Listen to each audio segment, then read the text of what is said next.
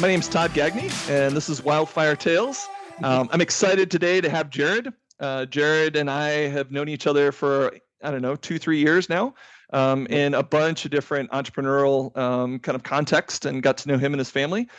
So I'm super appreciative of him taking the time to spend a little bit of time on this podcast to kind of talk a little bit about his background and how he got to here. So, Jared, welcome.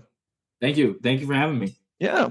So why don't you talk a little bit about just kind of your background, going from like college, and you were a college athlete. So that's kind of interesting. You got a family, wife and kids. You live up in Spearfish, South Dakota.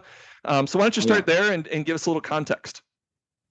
Yeah. So grew up in Arizona, played junior college football down there and did 2 years down at Glendale Community College. And then was blessed enough to get an offer from Black Hills State in 2016, and had just gotten married to my beautiful wife, Stephanie. And we had our daughter, Bella. She was a month old. We moved across the country from Arizona to Spearfish, South Dakota. And I was a student athlete there, played football, finished up my last 2 years, studied entrepreneurship in business school there. And we were absolutely blessed to come to Spearfish. I mean, for our situation, being young and married with a little one, and I was a full-time student athlete, couldn't have asked for a better community to be a part of, here in Spearfish. And I got to finish my degree, and it's kind of propelled me to where I'm at now. So talk to me a little bit about being a student athlete. I think there are some really kind of cool parallels between being a student athlete and being an entrepreneurship. I think, there's hard work, there's discipline, there's time management, there's all sorts of trade-offs. And I think most student athletes are pretty driven. And so maybe talk a little bit about your kind of college experiences, and do you feel like it helped you transition to the entrepreneurship that you've done? Yeah. So, played sports my whole life, and I was always on the leadership side. That came real naturally to me. And so I know, though, playing sports, really harnessed that leadership qualities that I had. And it was awesome always working as a unit towards a goal. In football, there's a lot of individual stuff that goes on, but if you don't do your 1/11th job out of all 11 players, if you don't do your one job, you could hurt the whole team. And so that was a real good lesson to learn. And, like I said, the leadership stuff was huge in what I do today, with leading a team and whatnot, and just building those bonds and learning, all different walks of people. I was in Glendale, Arizona playing football. Glendale, Arizona is a lot different than Spearfish, South Dakota. And you kind of gotta, you get a different sense of life, or at least I did, in my journey playing football. And so that was a unique perspective. And then, obviously being a young father, my college life was a lot different than most college students. I thank God for that, because I wouldn't have taken it as seriously. I knew as soon as football was done and all that, I had to make money right away, is how I thought, because, I had a daughter and a wife to take care of. And so, it was a little different, but I know football was the core that got me to college pretty much. I probably wouldn't even went to college if it wasn't to play football. And I wouldn't have learned some of these awesome skills I have, just working hard towards a goal. I attribute that to playing football. I mean, that was every summer, that was every spring, even before the season, we were preparing, for football, and the leadership stuff too is invaluable. One of the things you haven't said in all that was you have a competitive drive, right? I mean, I think and I do think like that is translated over, right? I mean, I think you create, a singular focus. You want to win, and whether that's on the field or whether that's in business, I think you carry that over. So that's good. Thanks for sharing that. Yeah, there's a quote, and sorry to cut you off, but it's most sports are finite games. Business is an infinite game. It never ends. So that's something I totally, you're right. And the competitiveness is so natural. It's like, I don't know when I learned that, but I've had that for It's in you. It is in you. Right. Yeah. So maybe talk about your first kind of company. It was called Seam Reader, and it's still ongoing. I think the story of its genesis is kind of interesting. I mean, I think your dad and your relationship with your dad, I think I was struck when I first met you and that. And so why don't you start talking about the problem statement and kind of where your dad was coming from and how you ended up building a company around seam reading. Yeah. So a little backstory. My father, Dennis Tiefenthaler, is from Armour, South Dakota, and he ended up playing professional baseball. He played for the Orioles and the Angels, and in his upbringing, at some point, he learned this very valuable skill in the game of baseball and softball. And that skill is to identify pitches based on how they look as a hitter. So when you're hitting and someone's throwing you a curveball, slider, whatever it is, that pitch has a certain look on it based on how it rotates. And that look gives away what pitch it is. And that's important as a hitter because a curveball might look like it's going to hit you in the head, but it ends as a strike. You know, certain pitches do different things. That's why you got to know what they are. So my dad was playing professional baseball at this point, and every night he was in his room with a mirror on the wall, and he was cutting out paper baseballs and putting them on the mirror just to get repetitions, you know, visual repetitions of a ball sitting there. You know, they didn't have much technology back in 1980. And so that's what he was doing. And he then got validation that this skill was really important from probably a future Hall of Fame coach, Joe Madden. Basically told him, hey, Dennis, you need to keep seam reading. It's the proper way, you know, to hit. And so fast forward, that was in 1980, 82, something like that. Fast forward to 2002, he coached my older sister to a national championship in softball by teaching them not to swing at rise balls and not to swing at drop balls because they're always a ball. And they have very signature looks to them. A rise ball looks really dramatic compared to a bunch of other pitches. So, you know, when teaching 12-year-olds, don't swing at this pitch and don't swing at that pitch, it's very beneficial if they can actually learn it. And they ended up winning a national championship. Uh-huh. And so my dad in 2002 thought, you know, I got to teach this to the world, and tried to do some stuff back then. Technology was not there.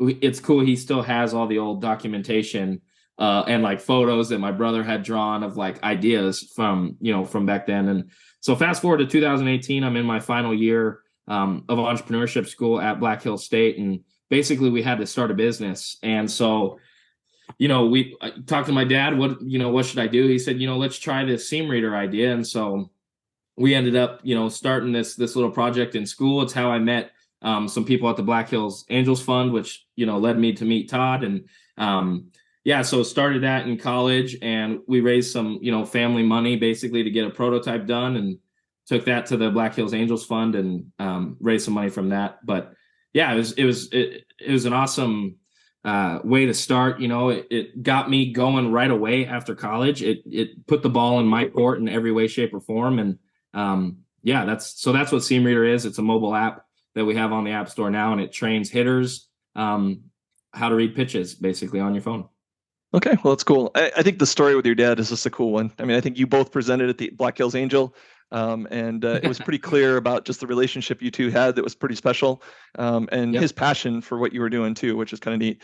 Kind of moving towards that, like, you know, you got this angel capital. I think we gave it to you in some tranches. And, you know, I remember talking to you and just being impressed. You were like, I'm not going to use this for my family and my mortgage and my bills and stuff. I really want to put this all into development, because I feel like if the majority of the money goes into development, the product will be the best it possibly can, which, you know, I think is admirable. And I think a lot of entrepreneurs face this, but then you're like, okay, but I got a mortgage, I got kids, I got to put money, I got to put food on the table. So what did you do to kind of, you've got this business that's kind of chugging along, you're doing development on it, you got developers on it, you're pumping this cash into it. How do you find something else that can pay the bills? Yeah. So, you know, part of that deal was that, you know, we had to move back to the Black Hills of South Dakota. So when we took the money, we were in Arizona still, but, you know, had to move here, and we were itching to get back just because we love spearfish so much. And I didn't want to put any of the money, you know, I didn't want to take any of it, you know. The amount of money we got was fantastic, but in my brain, it's like, you know, let's invest it all, because one, it's not going to be life-changing money if I took it all personally, you know, that's only going to last so long. But if we invest it, you know, it could go places. And so that was my thought process. But, you know, knew I had to make some money because, you know, I'm moving across the country and want to help my family out, obviously, every way I can. And so we had built up a social media presence with Seam Readers. You know, we now currently have like over 200,000 followers across all platforms for Seam Readers. It was a little less a couple years ago, but we had that social media experience. And so when we moved back to Spearfish, after trying to do some odd jobs like power washing and some other landscape and some other stuff that was not in my wheelhouse, I was speaking to my dad, and he was like, man, you need to figure out something with social media. Like, you know, you're probably have one of the biggest presences here in Spearfish. Not everybody knows how to do that. And so I listened to my dad and my wife and had some business cards made up that said Black Hills Social Media Management on them. And from some previous AFLAC relationships that I had built up in college with some business owners, I basically went around and asked business owners if they needed help with social media. And, that turned into now a full-time business for me and some close buddies of mine that sustain our life and, pay the bills, and has been a true blessing to what we do. And yeah, it's pretty simple stuff. We just help people fully manage their social media. We go in, we have photographers, videographers, a graphic designer, whatever the business, needs in whatever industry, whether it's photos, videos, or graphics. We make that for them. We make all the content for them, and then we manage it. We post it. We help their page grow. And it's kind of a unique business to the area, and we're one of the first to be doing it this way. And yeah, it's been a true blessing. And it totally started with me making up content for my Seam Readers business. Even before we had a product on the market, I was trying to build a following because I knew it could be an engine one day to market our Seam Readers. But yeah, that gave us the knowledge and the know-how to do it. And, why couldn't we do it for other businesses if we did it for ourselves? Yeah, there's a couple of things in there that I think are interesting. I think one of them is you continue to find a problem. You saw a pattern in what you had done with Seam Readers, and then you were saying, does that a pattern apply to other folks? I think also, you're pretty gifted at just connecting with people. And so I think starting with some of your AFLAC, folks and contacts, and then reaching out to local businessmen and basically trying different messaging to figure out, like, do you have this problem in spades? And then I've got some validity to go do it. And it's, it's grown to something that does more than sustain your, family's lifestyle. And so, that's pretty cool. And that's happened in what, like a couple year type of period? Yeah. So we started, I say May 17th, which is my dad's birthday, is basically when we really started. And that was of 2021. So yeah, we started then, and it was just us with iPhones, me and my wife with our iPhones doing it. And now, we have drones and cameras and full-time people that are helping us and making it happen. And yeah, it started with a problem. There's multiple problems I see, in regards to social media with business owners all the time. The number one problem is, they don't want to do it themselves, and they don't want to hire someone full-time to do it. And then that goes into, even if they do hire someone full-time to do it, they're not going to be able to, be an expert in all the areas that we have now segmented: a graphic designer, a photographer. So you basically get like a full-time professional to your disposal, for your small business. And yeah, it's just all about solving those problems, I think, which, might carry into this next startup that we've, started, which is called Signed Up Sports. I don't know if you want to cue me up for that one or not, but I think yeah, it is a good you're definitely going through the script here. So the next one, so you basically parlayed this into a business that was sustainable and with good growth. And now basically you've got Seam Reader running, you've got some kind of stuff going on the social media. And then, I think because of your student athlete relationships, you basically found a different problem, right? You were talking to coaches at Black Hill State, and they were complaining about just some of the software that's involved in doing college camps. And I remember some early conversations between you and I saying, I think I found something. And it's like, again, it started with a need. It started with a pain point. It started with feedback from an end user, and basically saying, this is not working the way I wanted. And so maybe that's the tee up to talk about, like, who did you talk to? How did they articulate the challenge? Did they understand it was limitations to the software? How did you start putting the pieces together going, I can do this better? Right. Yeah. So basically, I was speaking with some coaches at my alma mater, Black Hill State, and found out that, and not even trying to find out, if they were looking for something else. They were literally just complaining about this software that they use that helps sign up campers for their summer camps, big football camps they put on, basketball camps. They all use the same software, and they were just complaining about it, not for any reason other than, that it wasn't working for them. And so after, hearing that, my ears perked up, software problem, and so looking into it, my novice brain was like, oh man, we could do this easy. All we're doing is collecting data, kind of thing. And so that's what first sparked the idea. Was, one, this product, they weren't happy with it, and you could see it and see why they weren't happy with it. And I'm thinking right away, being social media marketing, like, oh man, all we got to do is slap some better graphics on this thing or whatever, and we can make it better. And so, yeah, took that idea to Utah and was, just wondering what it might take and whatnot. And it started to become a real option after, talking to my father-in-law who wanted to invest in something, and figuring out that, man, maybe we really could do this better. Like, they're not doing anything super challenging. And the caveat was that they are a free product, and man, we just got to be able to match what they do it a little bit better. And I think we could have something. And Black Hill State, being a customer, wanted something right away. And they're basically telling me that. And I obviously have, a really good relationship with the people over there. And so, yeah, that kind of led us to now we're developing this product with some students at School of Mine for the senior development project that they do over there. And have been learning a lot in that process. And yeah, it's come along. So maybe talk a little bit about going from kind of this problem to, I can see the solution, what we need to make it better. But like we were talking about this before, like there's a bunch of product work that actually has to happen, software methodology. And so, before you sit down and say, here's a developer that's actually going to go work on this, and you heard from the client that says there's a problem, what's that look like in between? And like, what have you learned through like the Wildfire process and like working with Mike and some of those students?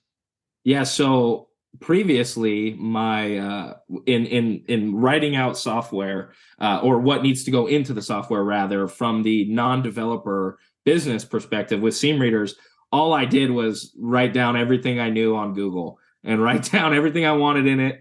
I really didn't have a methodology or a process. And in working with Wildfire, and really Mike in specific, and I tell Mike this all the time, that it's just been awesome. And I've nerded out on the process before development.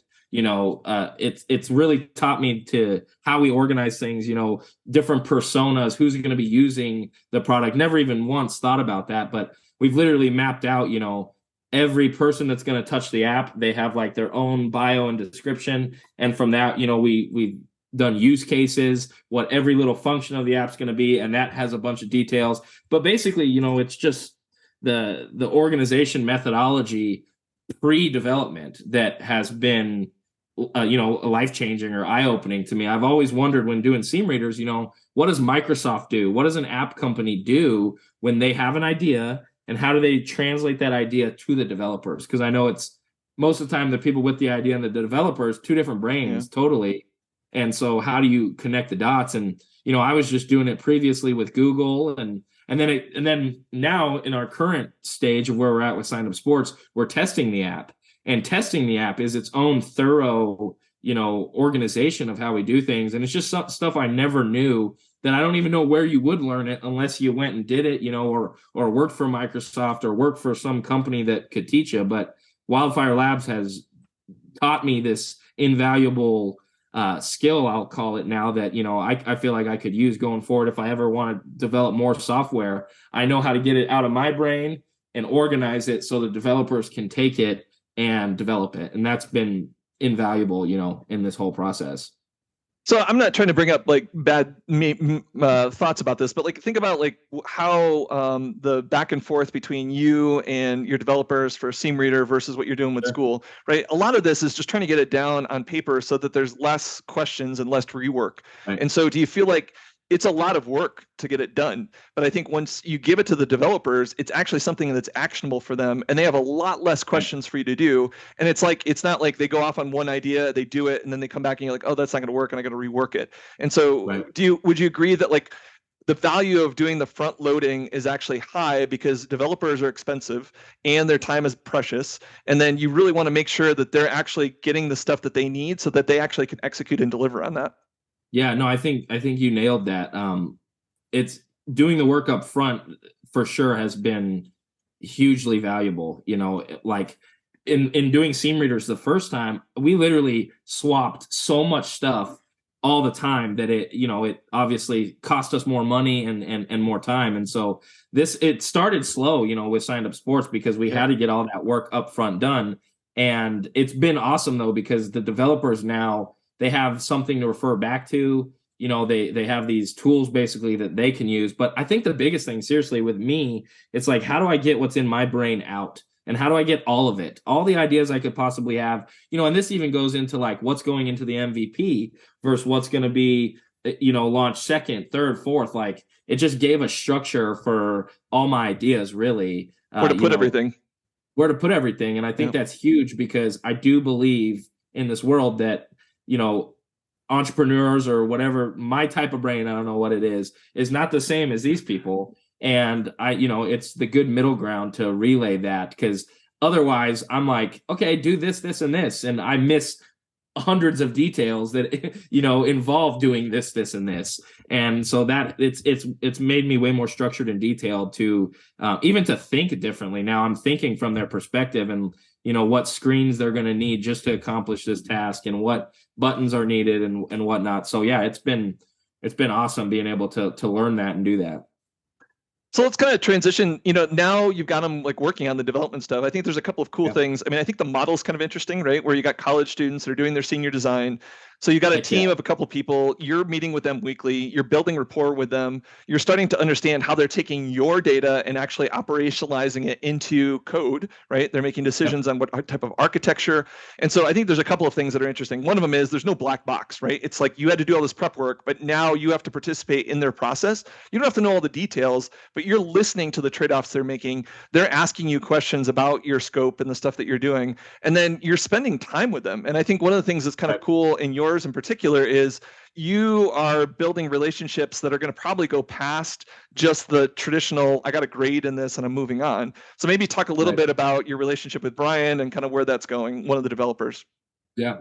Well, yeah, first, working with the School of Mines has been, and this program has been awesome. I mean, we get these kids are so freaking smart and even professional and great at what they're doing. And so I feel like we're going to get a really, really solid product out of this, not just cheap, but really well done. And so that's been awesome. And yeah, it's been cool to dive into their world. And Todd and Mike have been on me about learning the lingo a little bit more. And it's been great, because I've had to learn the way they think a little bit, at least to be able to, understand their problem. And, you can't, if you don't know what you don't know, you're not going to be of any help. And so I've totally had to learn their side of things. And yeah, I've gotten to know them a little bit. And, we're getting a unique opportunity to transition Brian, one of the developers there, to an internship this summer. And yeah, I've gotten to know him on a personal level. We're the same age, which is really cool. And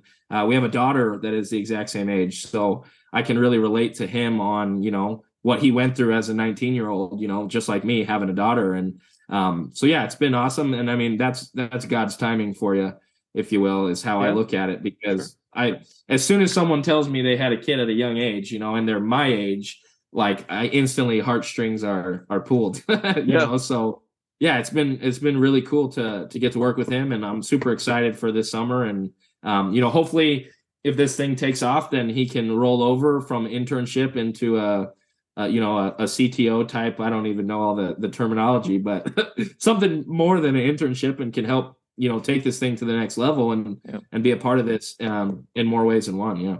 Yeah, that's pretty cool. That's exciting. So let's look a little bit, like pivot to the go-to-market stuff, right? So we've talked a lot about like getting your ideas, understanding your customer, getting your ideas out, and then setting up your development team to actually do it. You've been working with your partner, Jason. We've been starting to kind of build out some of the sales methodology. We're talking about things like pain trees, where we're trying to understand, like, your customer, this is a replacement service, right? So they've already got something, and now they're pretty unhappy. You're trying to figure out what their pain is so that you can basically repitch what they're doing, talking about custom demos, that sort of stuff. So maybe talk about the other side of this, because I think product is a huge part of this, but if you don't have the go-to-market stuff figured out, it's just a product. Yeah. So, for Jason is a stud salesman and just businessman in general. But, it's interesting, just going back to me being a sales type and Jason obviously being a sales type, we're very, very different. And I am more, free-flowing, I'll call it relational, even though Jason's really good at relations too. But, it's all about that to me, relationships, and just making them laugh and smile and being friendly in who I am, where Jason is a lot more data driven and analytical. And he can obviously be the relational type, but it's really cool to see, because you guys, the sales structure that you have is, some more work that we got to do and be able to like systemize this, which to Jason is like, easy money, it's supernatural to him. But for me, it's once again, it's helped me organize the skill I have and refine it a little bit more and work the sales side. And that kind of goes into writing out a pain tree. I've never even, I know my, for social media, I know my clients' pain points, but I've never wrote them down and, thought about systemizing it and stuff. And so just focusing on those little things, like for instance, I wrote the origin story for Signed Up Sports today, and Jason is working on writing different parts of the sales funnel and getting those documented and whatnot. And so it's making us be way more organized, even in something that I'm like, why would I need this? You know what I mean? This is what I'm good at, kind of thing. But then I'm realizing, man, even though I'm good at this, Jason has helped open my eyes that, man, there's this whole other side to sales that's, can be analytical and data driven like Jason is. And I need that because even though I'm good at sales, there's a whole piece of it that, I lack on. And so that's helped. And, I think with the pain point thing, a lot of these pain points from Black Hill State are carrying over to other schools is kind of what we're thinking and hopefully are going to see. And because it's all the same product that they're using and whatnot. And so it's going to be cool to see the discovery questions and stuff that we're writing out and just implementing the process of the Wildfire Labs sales process. Implementing that is going to be really cool and organized compared to how I've always done it. So that'll be good. It's funny, like it kind of closing out some of the stuff on Wildfire. I mean, I think to me, there's kind of three elements that I think if you have and you're getting better at. I think if you can get to the point where you're outcome based and you're executing, right? Like you think about all the different aspects of it. There's lots of people, there's lots of moving parts, but you got to execute. You're learning. You're constantly in a learning mode where it's like saying, in this last little clip, you just said, I've got some innate skills to do around sales, but I think if you take that and you take that relationship skill and you put it with some structure, I'm probably going to be better off at that. And so I think you kind of all the way along said the way. And then the last piece of it is it's people, right? You talk about whether it's, clients that you talked with or you found another problem or it's the students of the School of Mines or it's your partner, Jason. I think this whole thing just boils down to people, right? And how you relate to them. And so I'm kind of curious from your perspective, do you feel like you've gotten better in all those categories? Do you feel like some of those are more important than others? Just give me your feedback on some of that. Yeah, I feel like I was blessed with the ability to talk to people. I can always remember, and I do it with my kids now, but my dad made me shake everybody's hand that he knew at a young age and made me, interact with people, even though I was shy and whatnot. And I think that's totally paid off and, helped develop some stuff in me that, I use today in every way, shape, and form and don't even realize it. And I make my kids do it too now. So, but no, I think that I was blessed with the ability to connect with people and it's genuine when it comes from me. I really am just interested in anything and everything that most people have to say. And, so that's been something that I've, learned to benefit from and still could refine though when it comes to the sales process. But the genuine relationships is where any of my sales skills, comes from. And, when it comes to some stuff, I've learned that I need to be looking into what I'm not good at. And I think I learned that kind of in college and it started with value. We talked a lot about value in entrepreneurship. And at first it was, what is your value? And that to me, value has always been, what are you good at? And what are you interested in? And it's kind of a cross. And if you can find that, then you can also find what you're not good at and what you're not interested in. And that's probably where you need to try to find people that can help you in that regard. And so, in connecting with people, especially, in the business world and who I align myself with, I'm always looking, for people that one, I have a genuine relationship with, but two, can add some value in things I lack with, or, even sales like Jason is just, we do the same thing, but, totally two different brains doing it. So yeah, I mean, there's always more to learn too. And I've always kept an open mind and in that regard. And man, being coachable, I think is the biggest thing. You're ignorant if you're not willing to be coached, honestly, and being able to admit that, you're wrong or you don't know. And that's something too that I had to learn early on. And how about being a dad at 19 taught me that one, and a husband. That is tough. That is tough. Well, that's good. Well, maybe kind of pivoting a little bit about when people think about entrepreneurship, they don't always think about Western South Dakota. It's just not the two things that come together. And so, and you have basically, spent some time from school, and then you've gone to Arizona. You grew up in Arizona. You came back here. You came back here for, quality of life, some stuff with your wife, and then obviously the Black Hills Angel investment. I'm kind of curious about what you found beyond that, right? Like you've been here a couple of years. And so think about, whether it's networking, whether it's mentorships, whether it's the entrepreneurial community, whether it's Elevate, whether it's quality of life, Angel Fund. Like, I'm just curious on like, how has that kind of amplified your expectations when you came back? Yeah, something I've learned about this area compared to Arizona, and I wonder if it's a Midwest kindness kind of thing, but, resources and help are never far away, it seems like here. I feel like if I have a question, a problem, anything, or just want to talk business, anything in regards to entrepreneurship and stuff, this community is there. The community is there for you, and obviously, in way more ways than just business, but I've found that in the business world that everybody, seems to be hungry and wanting to learn more. And, especially these business owners that I deal with every day, they're, with the social media stuff, that's so personal. I think social media is the identity of a business in today's world. And, they're trusting once you can prove that you care and build a genuine relationship. But, just the network of people up here has been phenomenal. I didn't feel that when I lived in Arizona. It was more hustle and bustle. Let's, what can you do for me kind of thing. Where here it's genuine relationships and people actually caring about people. Even in the business world, I still see that, with most people. And that's really cool. And I think something that's, probably just unique to South Dakota with, everybody wanting to help each other kind of thing. Yeah, well, it's good. It's been a cool spot. And I think we're early enough in some of this where there is just a massive network of just wanting to succeed, right? I mean, I think everybody's just trying to help each other out. And I think we're not very far away from anybody, right? You find somebody on LinkedIn, or somebody knows somebody in their network that can help. So that's good. On that, Todd, I think too, like we want to help and see the community grow too. Maybe we don't want it to grow too much. We don't want too many people to move here, but we want the Black Hills to succeed, and we want to see it thrive. And I think that's pretty dang common between the influencers in this community, the business owners, and obviously with like Elevate and the Black Hills Angels Fund, that is like a big goal. But you even see that trickle down to the smaller business owners and the smaller communities in the hills. We all want to see the Black Hills thrive, and be better than East River kind of stuff. There you go. Get a barb in there.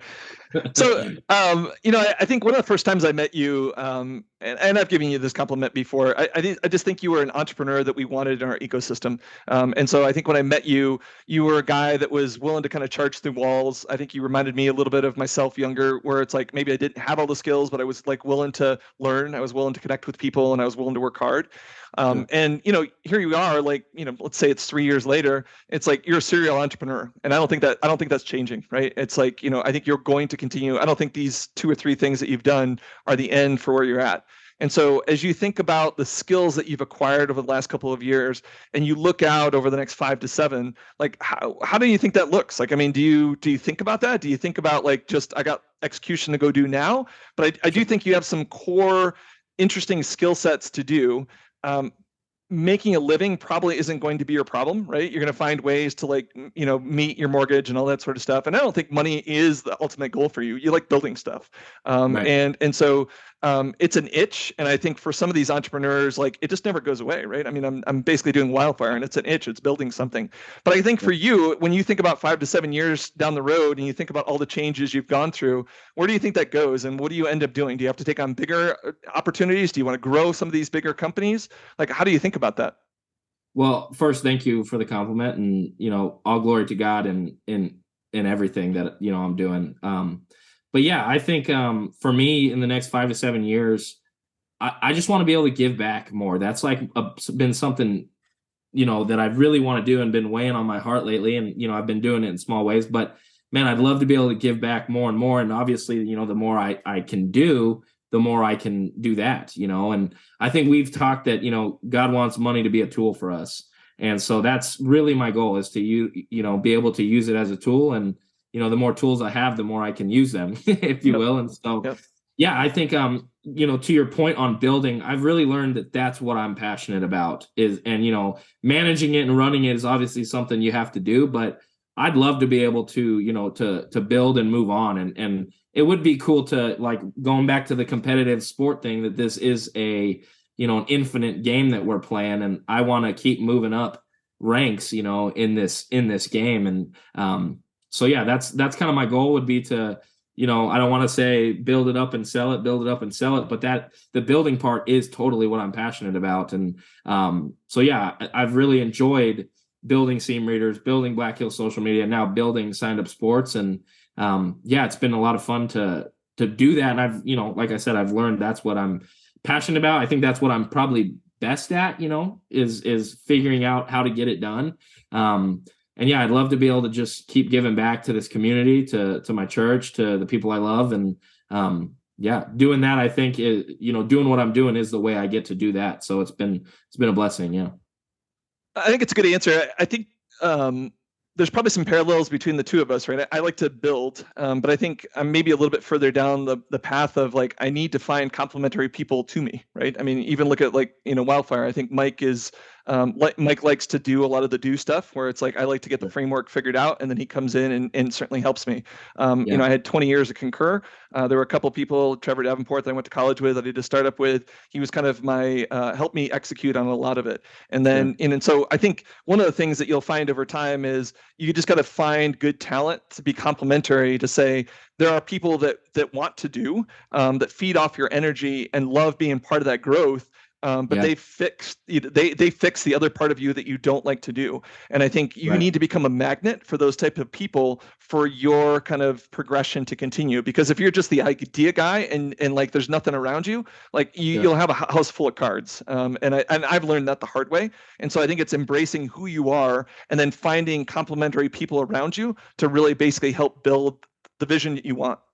Yeah. Well, if I could touch on that and just give a little shout out to some people I do think that are very complimentary to me, that help me with social media. My guy Josh is a brother to me now. I love him, and he's helped me in so many ways, more than just business, spiritually. I mean, but yeah, he's very complimentary to me, way more organized than me, way different of a thinker than I am. He will ground me back to earth every once in a while. And then Jason, who I've talked about, same thing.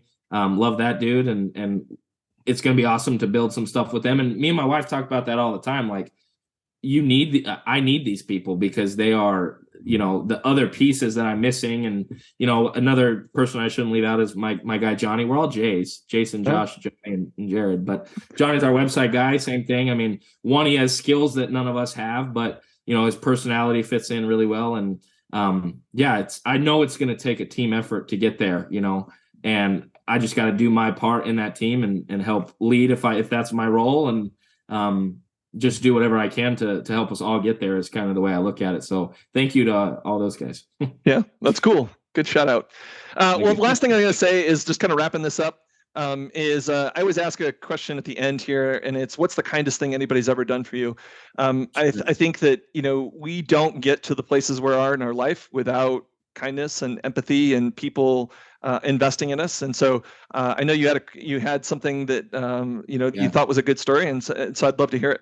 Yeah, this was the first thing that really did come to mind. I mean, my raising me was probably the kindest thing anybody could do for me, coming from my mother and father and stepdad and stepmom. So there you go. But no, the story that I was thinking of was when we were in college.